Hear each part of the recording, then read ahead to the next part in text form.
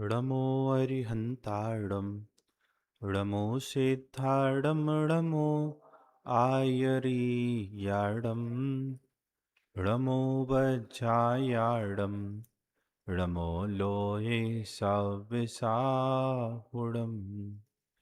मङ्गलं भगवान् वीरो मङ्गलं गौतमो गणी मङ्गलं कुन्दिकुन्दाद्यो जैनधर्मोऽस्तु मङ्गलं शैर्विमङ्गल्यमाङ्गल्यं शैर्विकल्याणिकारकं प्रधानं सर्वधर्माणां जैनं जयतु शासनम् जैनं जयतु शासनम् यस्य स्वयं स्वभावाप्तिरभावे कृत्स्नकर्मिणा तस्मै संज्ञानरूपाय नमोस्तु परमात्मने। सत्र के आरंभ में आचार्य पूज्यपाद विरचित इष्टोपदेश ग्रंथ के आधार पर हमने स्वाध्याय आरंभ किया था और इसके 4 श्लोक पर हमने अभी तक चर्चा की। भाई साहब को ग्रंथ दे दो एक।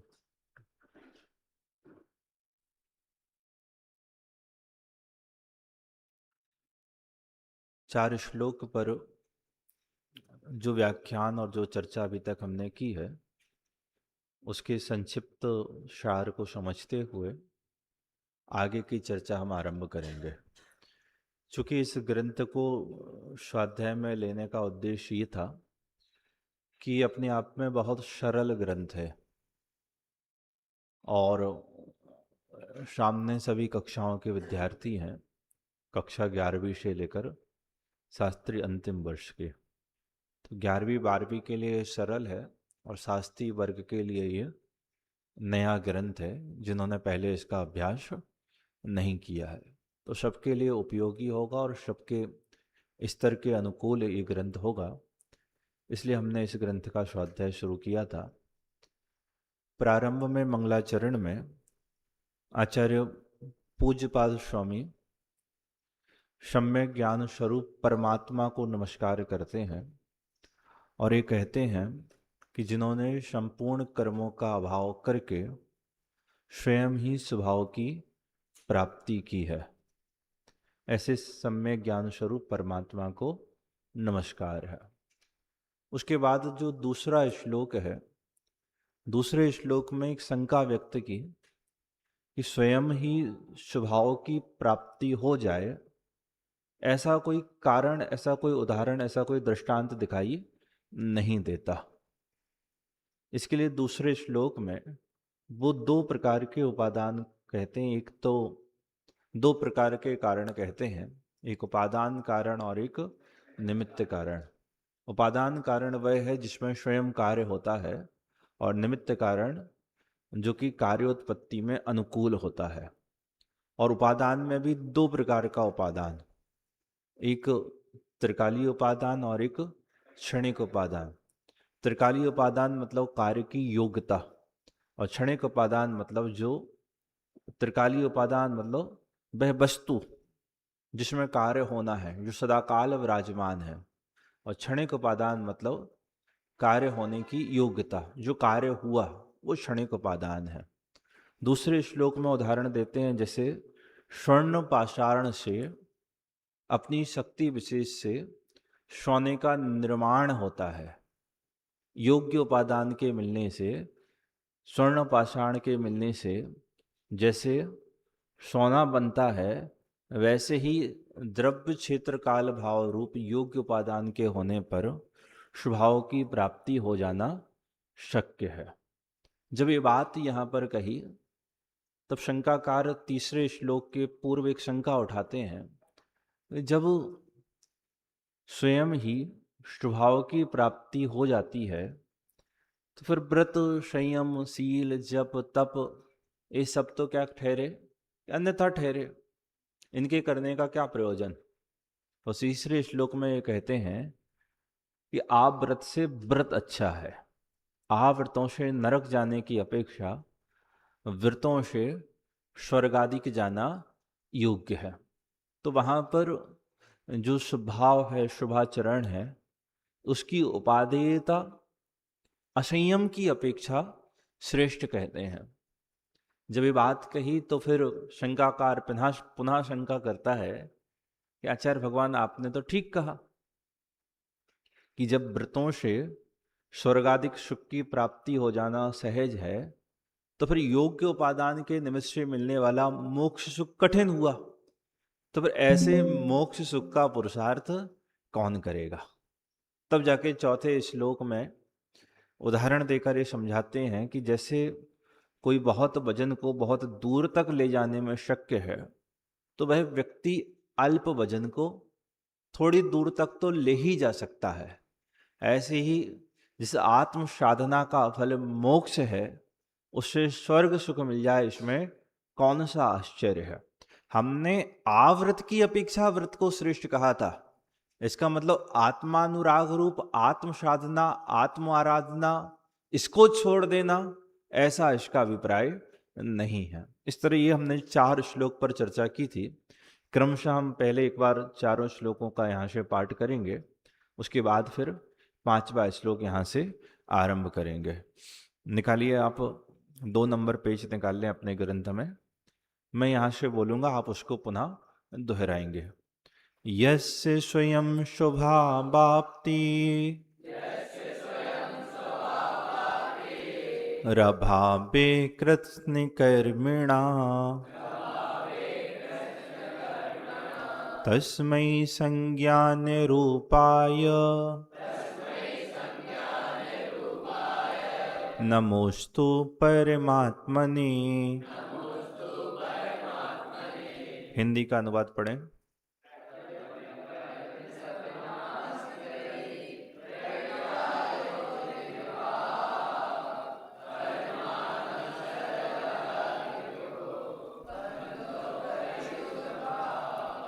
योग्योपादान योगेन दृष्टा स्वर्णिता मता द्रव्यादि स्वादि संपत्ता बात्मनोप्यात्मता मता स्वर्ण पाषाण सुहेतु से स्वयं कनक हो जाए सुद्रव्याद चारों मिले वरम व्रत ही पदम दैवम ना वृतैर्वत नारिकम छाया तपस्थयोर्भेदा प्रतिपालयतोर्महान् मित्र राह देखते खड़े एक छाया एक धूप व्रत पालन से देव पद यत्र भावा शिवम दत्ते द्यौकियद्दूरवर्तिनी यो नयत्याशु गव्युतिम् क्रोशार्धे किं सा सीदति। आत्मभाव यदि मोक्ष पद स्वर्ग है कितनी दूर।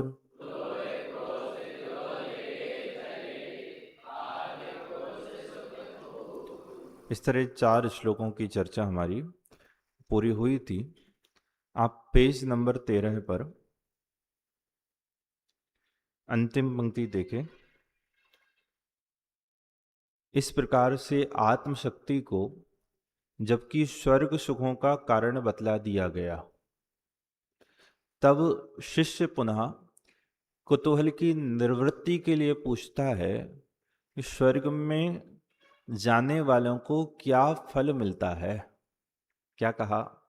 इसके पहले का जो श्लोक था, मतलब आप इस स्टोव देश में एक बड़ी सुंदर रीति और सुंदर बात ये देखेंगे, ये जैसे ही शिष्य को अध्यात्म का अतिरेक होने लगे, या समझ लो उसके व्रतादि को छोड़ने के अभिप्राय पुष्ट होने लगे, तो तत्काल आचार्य भगवान व्रतादिक का आग्रह रखते, व्रतादिक का पोषण कर देते हैं। और जैसे ही व्रतादिक के पोषण में वह आत्म साधना आराधना से शिथिल होने लगे, आचार्य भगवान उसको तत्काल ही आत्म साधना आराधना के मार्ग पर लगा देते हैं, वहां उसको खड़ा कर देते हैं। अभी अपने केवल 4 श्लोक पढ़े, जहां आत्म स्वभाव की सन्मुखता के पुरुषार्थ की बात कही, योग्य उपादान की बात कही, वहीं जीव को व्रतादिक का उपदेश भी दिया।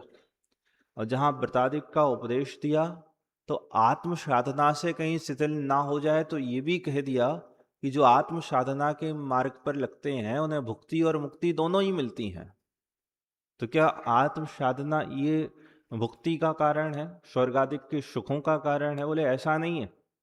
तो फिर क्या है? इस पर हमने जो पुरानी कक्षा, हमारी पिछली कक्षा हुई थी, उसमें बड़े विस्तार से चर्चा की थी कि जिस भाव से मोक्ष सुख की प्राप्ति हो, यदि उस भाव को स्वर्ग सुख की प्राप्ति का कारण माने, अथवा जिस भाव से स्वर्ग सुख की प्राप्ति हो उस भाव को मोक्ष सुख की प्राप्ति का कारण माने, तो ये तो मिथ्यात्व है।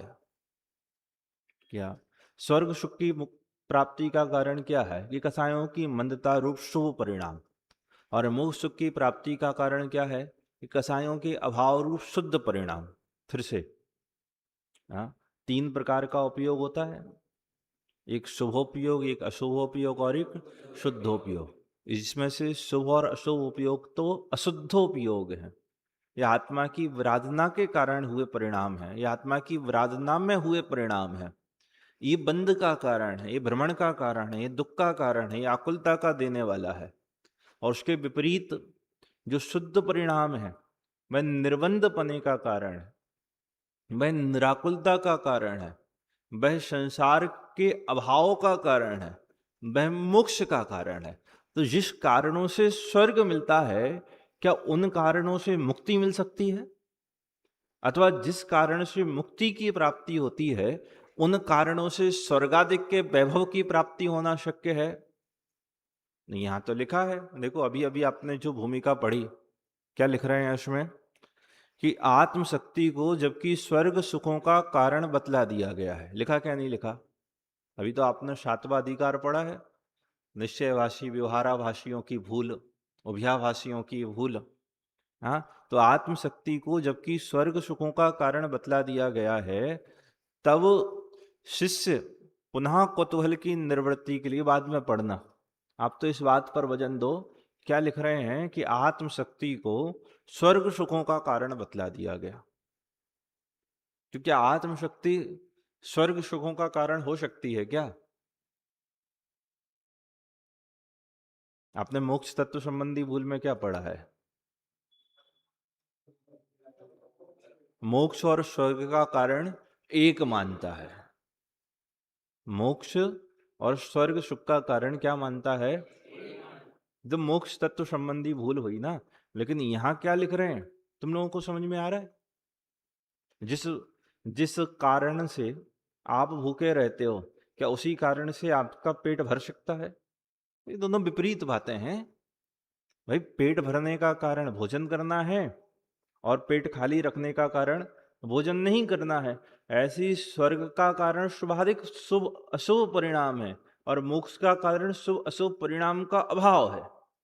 मोक्ष का कारण शुद्ध परिणाम है और स्वर्ग का कारण शुद्ध परिणाम का अभाव है। तो एक ही कारण से मोक्ष भी मिल जाए और एक ही कारण से स्वर्गादिक की प्राप्ति हो जाए, ऐसा संभव है क्या? नहीं है। ऐसा तो नहीं होता। लेकिन यहां श्लोक पढ़ लो ज्यादा हो तो, और पुराना तो विषय साथ में ले ही लो ना। यत्र भावा शिवम दत्ते द्यौ कियत दूरवर्तनी। जिस भाव से शिव मतलब मोक्ष की प्राप्ति होती है, उस भाव से स्वर्ग कितना दूर है। लिखा क्या नहीं लिखा है? यो नयत्यासु गव्युतिम क्रोशार्दे किम सा सीदति, जो 2 कोस जाने में शक्य हो, वह आधा कोस नहीं चल सकता क्या? भाई जो 2 कोस बहुत भार लेकर चल सकता है, वो आधा कोस तो चल ही लेगा। ऐसे ही जो मोक्ष जा सकता है, जो कारण मोक्ष का हो, वह स्वर्ग का कारण तो हो ही सकता है ना। ई अर्थ है, अरे ये अर्थ नहीं है। आप भाव समझना कि आचार्य भगवान क्या कहना चाह रहे हैं। आचार्य भगवान ये कहना चाह रहे हैं कि जिस जीव के वीतराग परिणाम होता है, जिस जीव के योग्य वीतरागता होती है, उस गुण स्थान के भूमिका के योग्य, फिर से बोल रहा हूं, क्या कहा? जिस जीव के वीतराग परिणाम होता है, उसको अपनी भूमिका के योग्य शुभाचरण शुभ परिणाम होता है, उस भूमिका के योग्य उसके व्यवहार होता ही होता है। अभी भी बात पकड़ में नहीं आएगी ना नए बच्चों को। देखो, साधक के गुणस्थान कौन से हैं? 4थे गुणस्थान से लेकर 12वें गुणस्थान तक साधक के गुणस्थान है। क्लियर?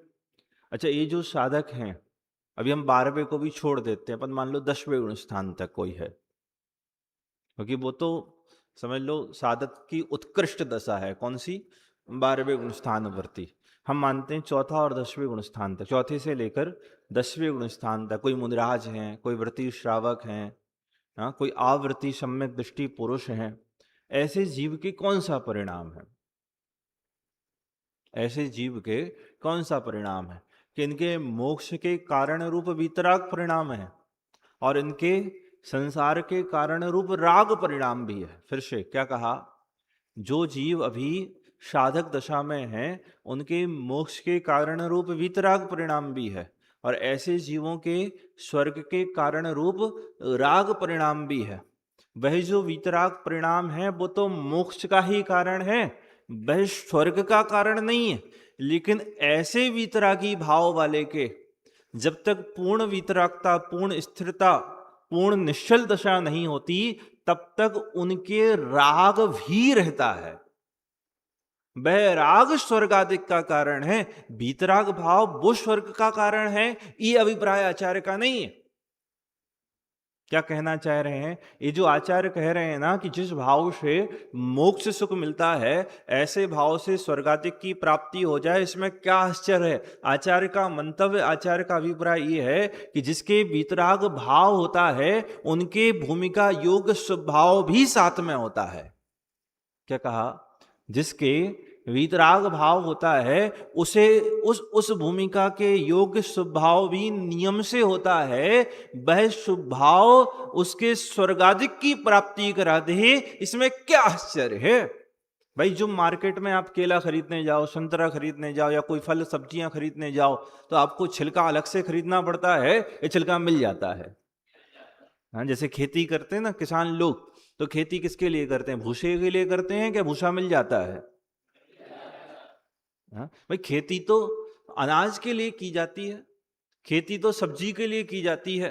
मार्केट से हम फल वगैरह लाते हैं तो वो छिलके के लिए, उसके ऊपर के कवर के लिए लाते हैं, या मार्केट से अन्य कोई पैकिंग वाली सामग्री लाते हैं तो पैकिंग खरीदने के लिए पैसा देते हो, या पैकिंग के अंदर मौजूद सामग्री को खरीदने के लिए पैसा खर्च करते हो? इस सामग्री को खरीदने के लिए पैसा खर्च करते हो ना, पैकिंग के लिए तो नहीं, छिलके के लिए तो नहीं। हाँ, वो भूसे के लिए तो खेती नहीं करता। तो ये सब कैसे मिलता है? अरे ये तो ऐसे ही मिल जाता है। ये सब तो कैसे मिलता है? ये सब बिना प्रयास के, बिना पुरुषार्थ के इस जीव को सहज में मिल जाता है। पैसे उसके लिए, पैकिंग के लिए पैसा खर्च करना क्या है? ये मूर्खता है। बात समझ में आई क्या नहीं?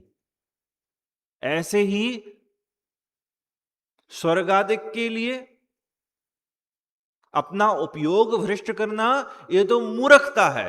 अरे जो वीतराग भाव का पुरुषार्थ करता है, उसे वीतराग भाव की पूर्ण स्थिरता जब तक नहीं होती, तो उसे राग भाव की पैकिंग मिल जाती है। उस पैकिंग के फल स्वरूप उसके स्वर्गादिक पद की प्राप्ति हो जाए, इसमें कोई आश्चर्य नहीं है। बात समझ में आती है आपको? आचार्य जयसेन ने पुण्य पाप अधिकार में एक बड़ा सुंदर प्रकरण शायद 145 या उसके आगे की गाथाओं में एक बड़ा सुंदर बात उन्होंने लिखी है। मतलब जो पुण्य के उदय में मिली विभूतियों का अथवा शुभ भाव का उपयोग किसके लिए करता है कि पंचेंद्रिय विषय भोगों की पूर्ति के लिए करता है, उन्होंने उसके लिए महामूरख लिखा है। समय सार जी लाओ जरा पढ़ के बताता हूं मैं आपको। हाँ, फटाफट लाओ जरा।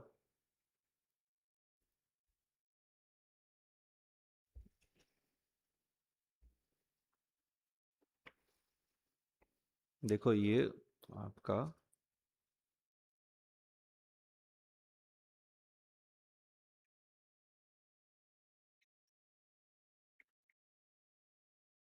ये आपका जो 146 नंबर की गाथा है उसकी टीका में लिखा है आचार्य जयसेन देव ने। क्या सुंदर उदाहरण, 4 उदाहरण दे रहे हैं। जिस प्रकार सोने की बेड़ी और लोहे की बेड़ी के समान रूप से पुरुष को बांधती है, उसी प्रकार शुभ अथवा अशुभ रूप में किया गया कर्म समान रूप से जीव को बांधता है। इसके बाद और कुछ विशेष कहते हैं। भोग आकांक्षा निदान रूप से रूप लावण्य सौभाग्य कामदेव इंद्र अहमेंद्र ख्याति पूजा लाभ आदि के लिए, फिर से पढ़ना, इन सब के लिए, फिर से बोलूं क्या क्या लिखा है। भोग आकांक्षा निदान रूप से रूप लावण्य सौभाग्य कामदेव इंद्र अहमिंद्र ख्याति पूजा लाभ आदि के लिए जो व्रत तपश्चरण दान पूजा आदि करता है, क्या जो इसके लिए ये सब करता है, वह पुरुष छाछ के लिए रत्न को बेचने के समान, राख के लिए रत्नों के समूह को जलाने के समान। क्या पहला, क्या रत्न को बेचने के समान, राख के लिए रत्नों के समूह को जलाने के समान। उसके पहले क्या था? वह पुरुष छाछ के लिए रत्न को बेचने के समान। वह पुरुष कैसा है? वह उसको छाछ पीनी है। क्या पीनी है? और छाछ पता कैसे खरीदे? रत्नों को बेच बेच कर क्या खरीदे? छाछ खरीदे। भाई मूर्ख हो। जिस रत्न से आप मक्खन खरीद सकते हो, जिस रत्न से, मक्खन भी बहुत छोटी चीज है, उस रत्न की कीमत क्या है? और तुमने कहा कि छाछ पीनी है, लो भैया 2 रत्न रख लो, हमको 2 गिलास छाछ दे दो। और अभी आचार्य का मन नहीं हुआ, अभी देखो और कह रहे हैं, राख के लिए रत्नों के समूह को जलाने के समान। भैया राख चाहिए, क्यों चाहिए? बर्तन धोने के लिए राख चाहिए। राख तो है नहीं है, तो क्या करें?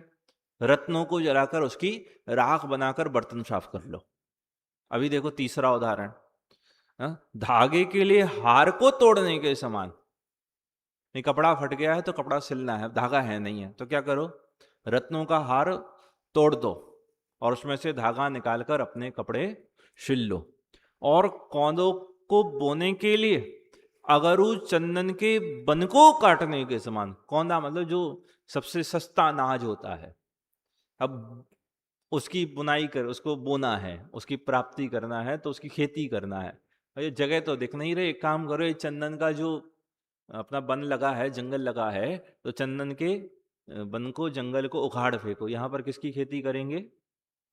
कौंदों की खेती करेंगे।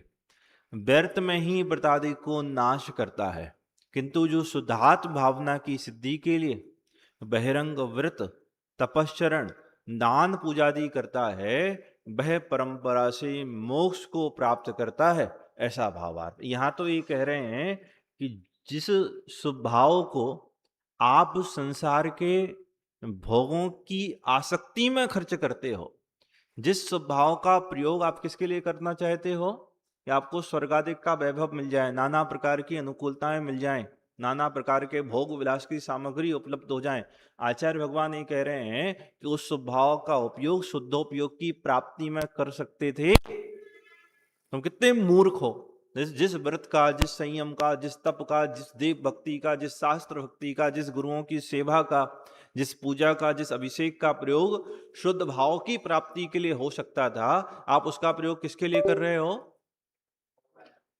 किसके लिए कर रहे हो? कैसे मूर्ख हो। मूर्ख ही है ना ये आदमी, मूर्ख नहीं महामूर्ख है, ये कह रहे हैं आचार्य भगवान। शुभ भाव की प्राप्ति शुद्ध भाव की प्राप्ति का साधन बन सकती थी, और आप उस शुभ भाव को विषयाशक्ति में व्यर्थ बर्बाद करते हो। ये तो शुभ भाव के लिए लिखा। यहां प्रकरण ही चल रहा है कि जिस शुद्ध भाव से हम उत्तम मोक्ष सुख को प्राप्त कर सकते हैं, जो शुद्ध भाव मोक्ष प्राप्ति का कारण होता है, हो सकता है, बन सकता है, क्या उससे आपको ये मिलेगा? अरे ये तो विपरीत हो गया। तुम लोग को समझ में आ रहा है 11th वाले विद्यार्थियों को क्या विषय चल रहा है, क्या प्रकरण चल रहा है?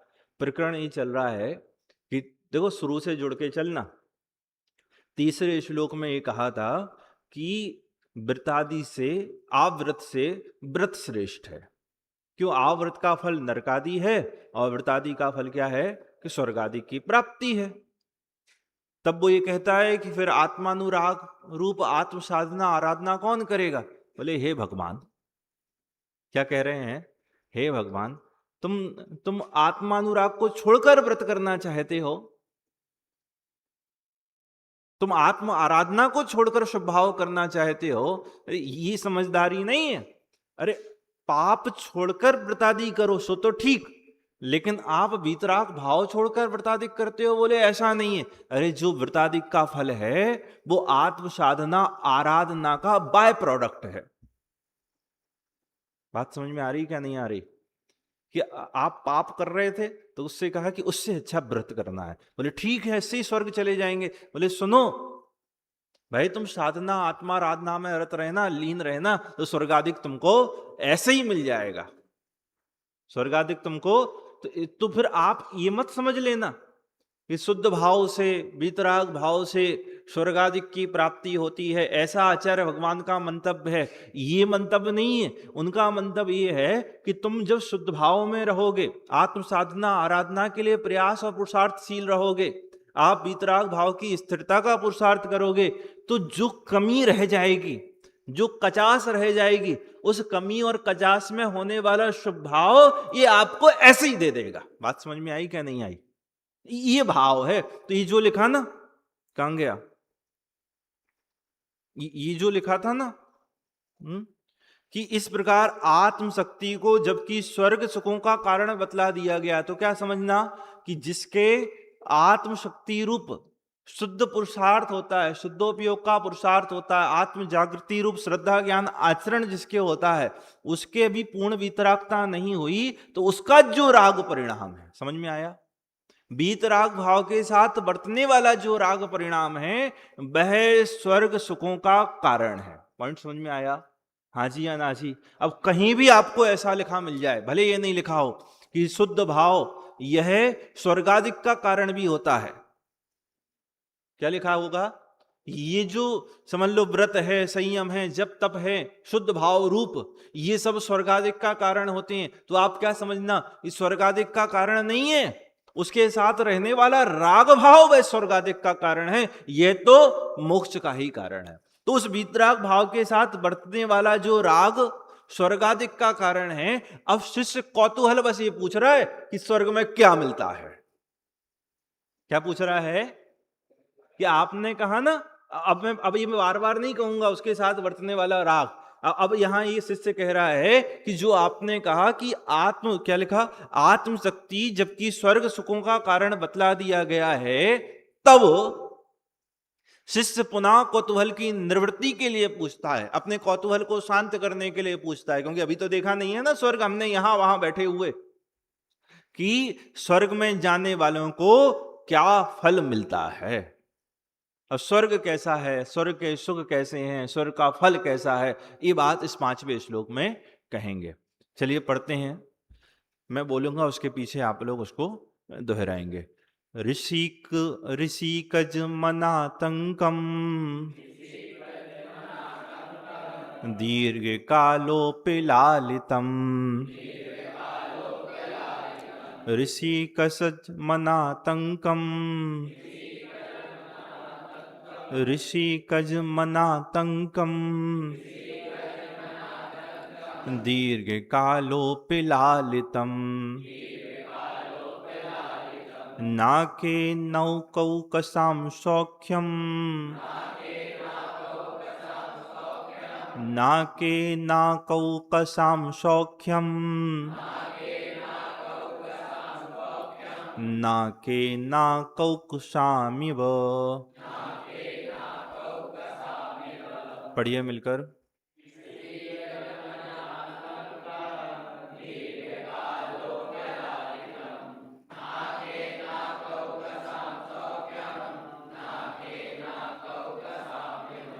अनुवाद पढ़ें।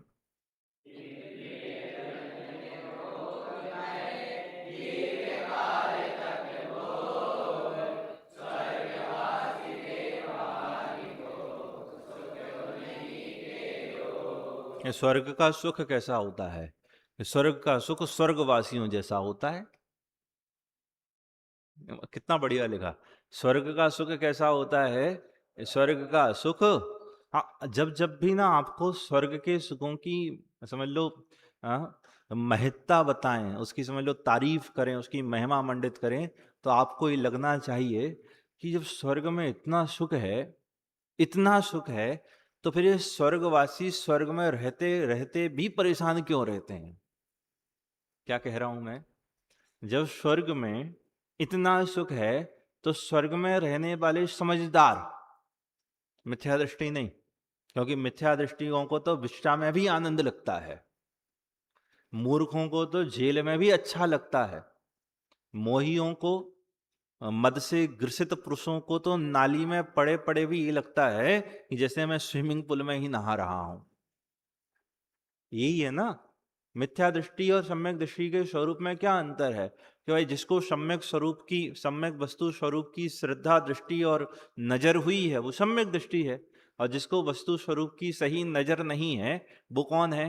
वो मिथ्या दृष्टि है। तो मिथ्या दृष्टियों को तो विष्टा में भी सुख लगता है, और सम्यक दृष्टियों को स्वर्ग में भी क्या लगता है? कि दुख लगता है। जिस स्वर्ग के सुखों की इतनी महिमा, आप प्रथमान योग के शास्त्रों का अभ्यास करते हैं ना, तो प्रथमान योग के शास्त्रों के अभ्यास का समझ लो किस क्या पद्धति है कि वहां ये बतलाते हैं पहले में पहले कि वो चक्रवर्ती हैं, उनके 6 खंड का राज्य है, उनके इतना इतना इतना वैभव है, उनके इतनी रानियां हैं, इस प्रकार से वो भोग भोगते, मतलब नाना प्रकार से उनके भोगों का विलास का वर्णन चलता है। तीर्थंकरों का भी ऐसे ही, तो जितने भी महान पुरुष हैं पहले उनके विषय भोग विलास का खूब वर्णन करते हैं।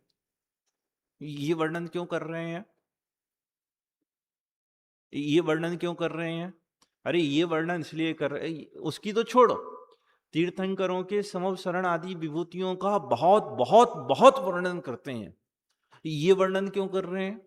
अब चक्रवर्ती सौधर्म इंद्रादि के देवताओं का ये जो भोग विलास का वर्णन चल रहा है, ये भोग विलास की आसक्ति के लिए नहीं चल रहा है, या तीर्थंकरों के समव शरण आदि विभूतियों का जो ये वर्णन चल रहा है तो उन विभूतियों के प्रति आकर्षित करने के लिए नहीं चल रहा है।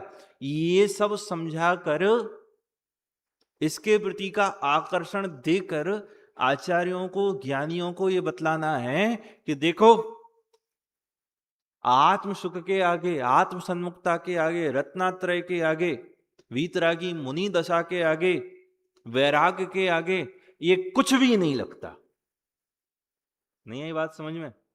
जैसे आप समझ लो हमको भारत के प्रधानमंत्री की बहुत महिमा हो, भारत के प्रधानमंत्री की बहुत महिमा हो कि क्या गजब का इंसान है, गजब का आदमी है, और जैसे ही आपको ये पता चले ये जो प्रधानमंत्री है ना, ये इनके आगे सर झुकाते हैं, ये जो प्रधानमंत्री है ना, ये इनके आगे कुछ नहीं लगते हैं, ये जो प्रधानमंत्री का पद मिला है ना, ये तो इनकी भिक्षा है, इन्होंने इनको दान में देके रखा है।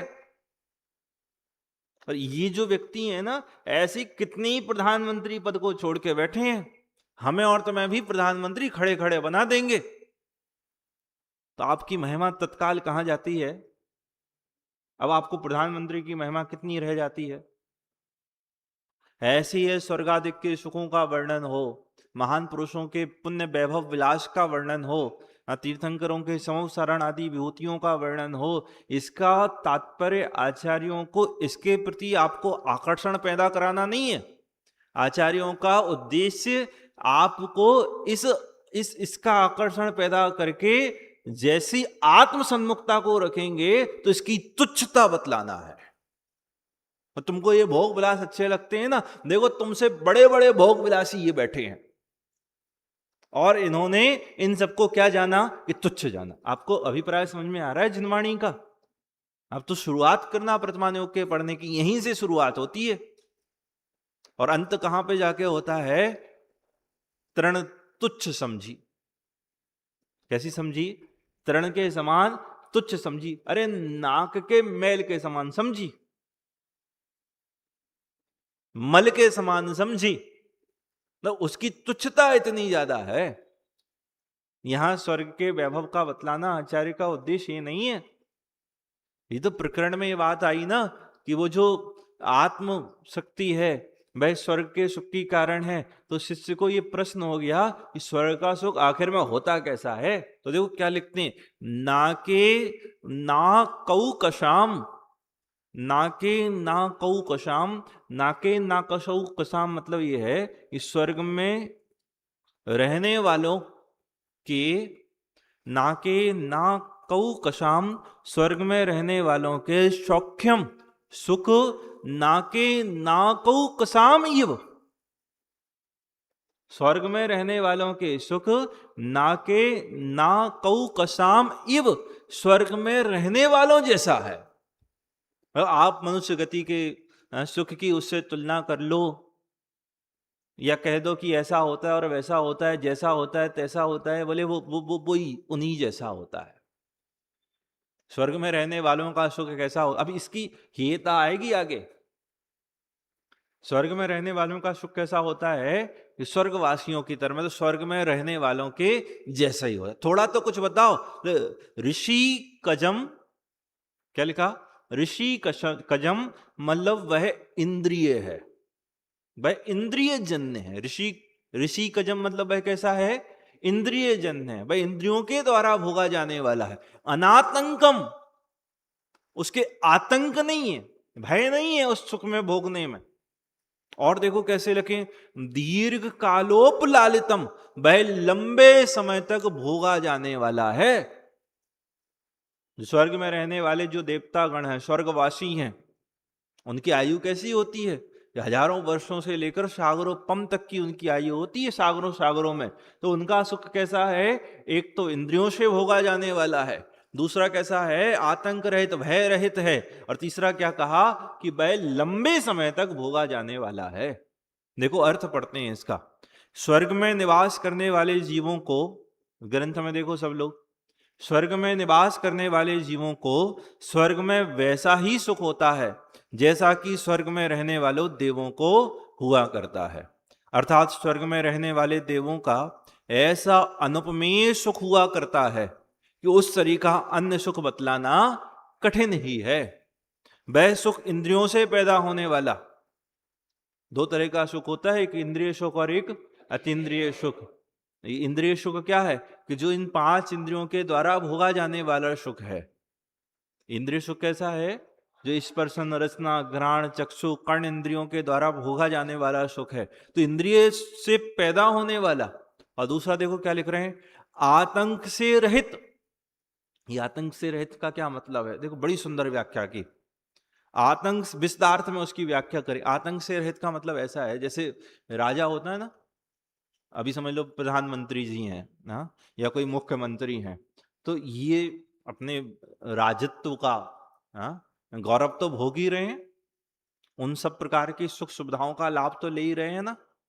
जैसे कोई प्रधानमंत्री है या कोई मुख्यमंत्री है तो उनके रहने का आवास है, उनके भोजन की सामग्री है, और नाना प्रकार के भोग विलास हैं, नाना प्रकार के सेवक इन सुखों को भोग रहे हैं ना, इंद्रियों द्वारा यहां भोग रहे हैं।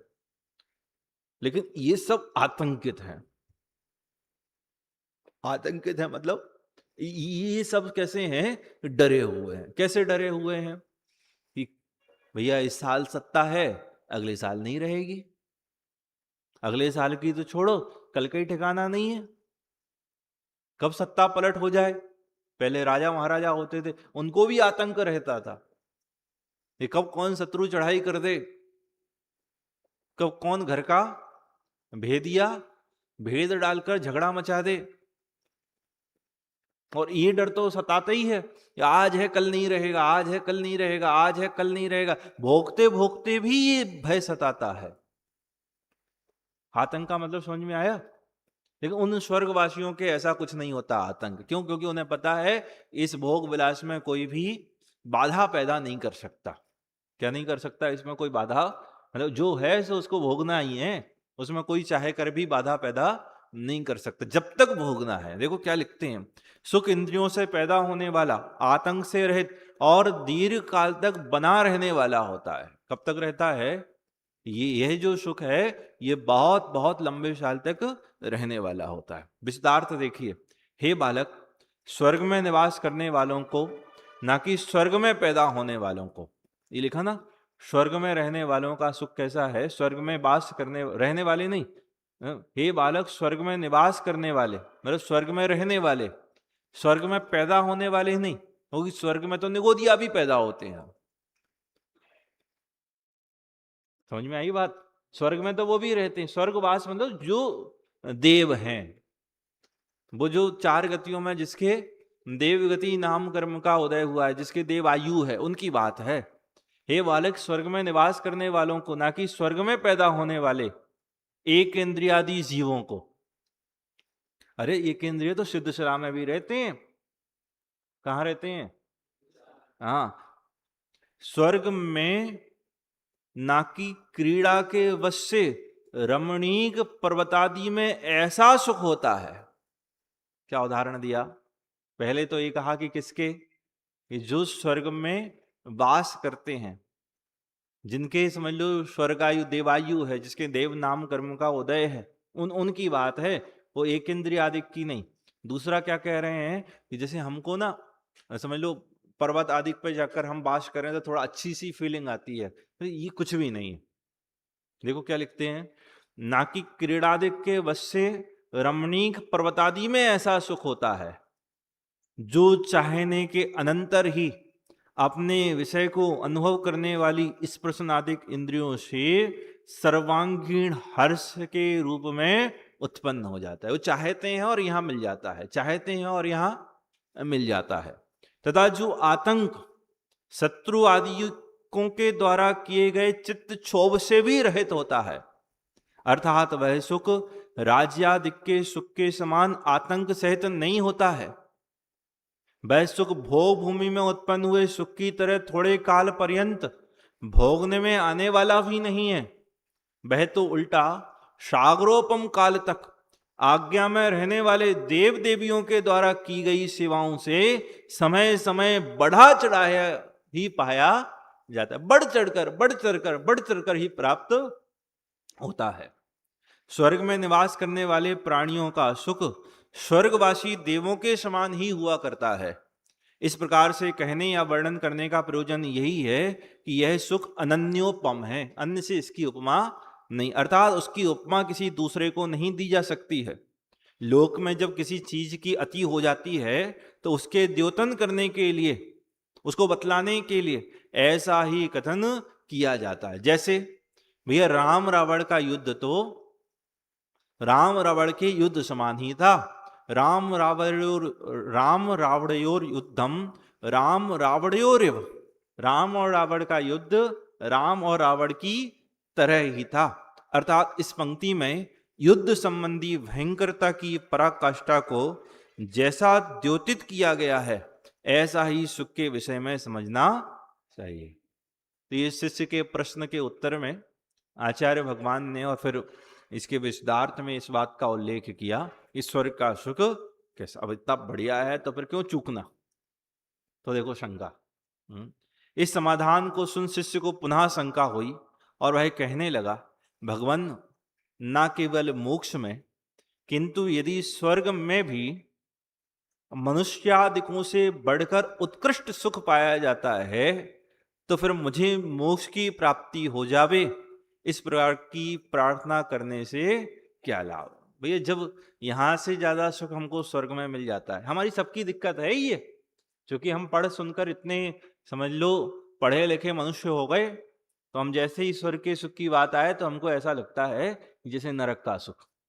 पढ़े पढ़े हम ऐसे हैं, लेकिन अभिप्राय में क्या वासना चलती है, ये जाना तो वही है, प्राप्त तो वही करना है। लक्ष्य तो, जैसे समझ लो जिनवाणी शास्त्र पढ़ते हैं ना, तो उद्देश्य प्रयोजन और कहने को बुलाएं तो क्या कहेंगे, भाई ये जिनवाणी किसके लिए पढ़नी है, ये आत्मोन्नति के लिए पढ़नी है, आत्म साधना आराधना के लिए पढ़नी है, हाँ, मोक्ष मार्ग के लिए पढ़नी है, आत्म कल्याण के लिए पढ़नी है।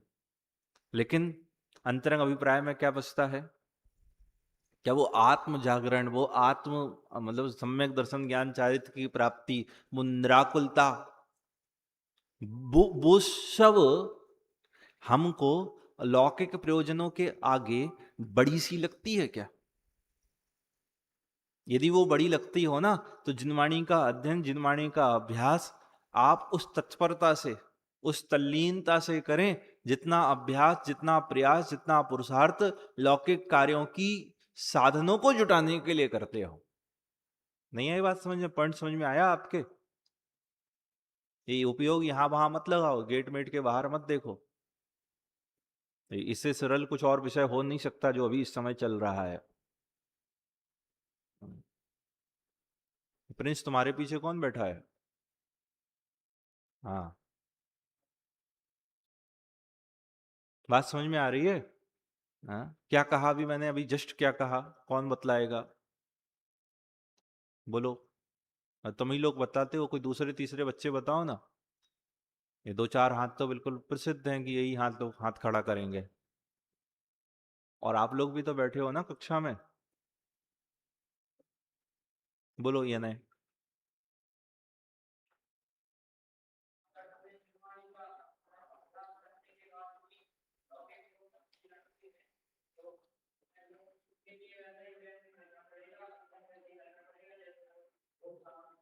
बढ़िया। मैं कुछ और बात आपसे कह रहा था। मैं आपसे ये कह रहा हूं कि ये जो शिष्य यहाँ पर प्रश्न कर रहा ना, कि आचार्य जब स्वर्ग में ही इतना बढ़िया है, स्वर्ग में ही ये सब सुलभ है, तो फिर क्यों मोक्ष की अभिलाषा करें, क्यों मोक्ष की कामना करें, क्यों मोक्ष का पुरुषार्थ करें, क्यों हम मोक्ष मार्ग की बातें करें, जब स्वर्ग में ही इतना अच्छा है? हमारे अभिप्राय में भी यही सब बचता है। मतलब हमने शास्त्रों से बात पढ़ ली है कि स्वर्ग में सुख नहीं है, स्वर्ग में दुख है, स्वर्ग में आकुलता है, ये नाना प्रकार की बातें हम सबने पढ़ी सुनी समझी हैं। लेकिन हमें कभी लगता है अंतरंग से कि मुझे मोक्ष जाना है? लगता है क्या नहीं लगता है? सच में नहीं लगता है। यदि लगता हो तो प्रैक्टिकल देखो ना। ये हम जिनवाणी की महिमा करते हैं तो क्या कहते हैं, यह मोक्षदायिनी है, ये हमारे दुखों को मिटा देने वाली है। तो क्या हम इस अभिप्राय से, इस प्रयोजन से जिनवाणी को उतना ही स्थान और उतना ही आग्रह और उतना ही समर्पण देते हैं जितना समर्पण हम किसी लौकिक साधनों की प्राप्ति के लिए देते हैं? क्यों? क्योंकि हमें लौकिक सुख, लौकिक सुख सुविधाएं वह मोक्ष सुख से बढ़ के लगती हैं। क्या कहा? लौकिक सुख सुविधाएं हमको, लौकिक विषय वासनाएं हमको मोक्ष सुख से बढ़कर लगती हैं। इसलिए मोक्ष सुख के साधन हमें लौकिक साधनों से बढ़ के नहीं लगते, इसलिए हम पुरुषार्थ वहां ज्यादा करते हैं, यहां ज्यादा नहीं करते। मैं एक और बात बढ़ के कह रहा हूं, हम पता है ना, शास्त्र भी पढ़ते हैं, पूजा भी करते हैं। हम शास्त्र पूजा और स्वाध्याय संयम भी करते हुए, पढ़ते हुए, पंडित साहब, हम ये कहते जानते हैं कि भैया जिनवाणी पढ़ेंगे, देवशास्त्र गुरु की पूजन अर्चना करेंगे, व्रत संयम जप तप नियम करेंगे, और इससे हमें स्वर्ग की प्राप्ति होगी।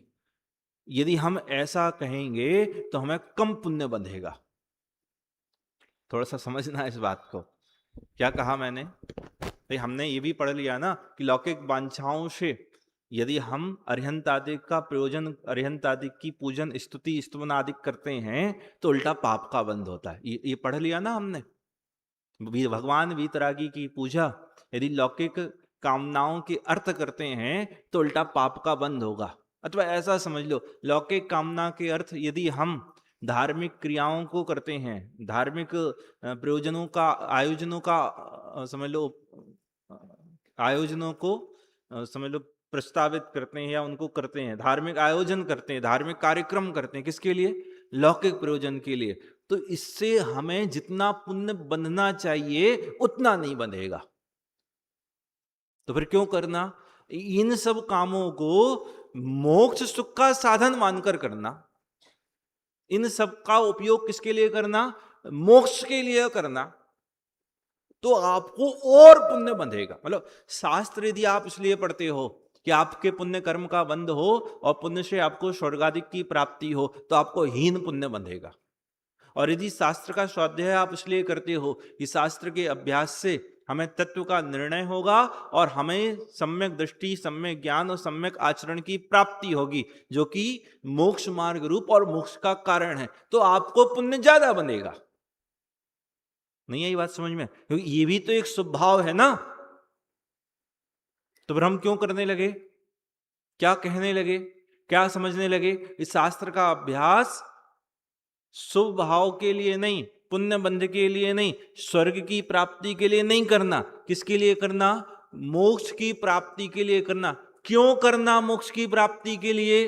क्योंकि शास्त्र का अभ्यास यदि मोक्ष प्राप्ति के लिए करेंगे तो पुण्य का बंध ज्यादा होगा। पकड़ में है एक आध किसी बच्चे को बात? भाई इसका अभ्यास मोक्ष के लिए भी पता क्यों कर रहा है? ये मोक्ष के लिए नहीं कर रहा। ये क्यों कर रहा है? मोक्ष के लिए करेंगे तो पुण्य ज्यादा मिलेगा। किस किस के समझ में आई? हमारा अभिप्राय ये कहता है। देखो, इसलिए वो शंकाकार प्रश्न कर रहा है। इस समाधान को सुन शिष्य को पुनः शंका हुई और वह कहने लगा, भगवान, ना केवल मोक्ष में किंतु यदि स्वर्ग में भी मनुष्यादिकों से बढ़कर उत्कृष्ट सुख पाया जाता है तो फिर मुझे मोक्ष की प्राप्ति हो जावे, इस प्रकार की प्रार्थना करने से क्या लाभ है? इस प्रश्न का समाधान अगले श्लोक में आएगा, उसकी चर्चा हम आगे करेंगे। अभी विराम लेते हैं।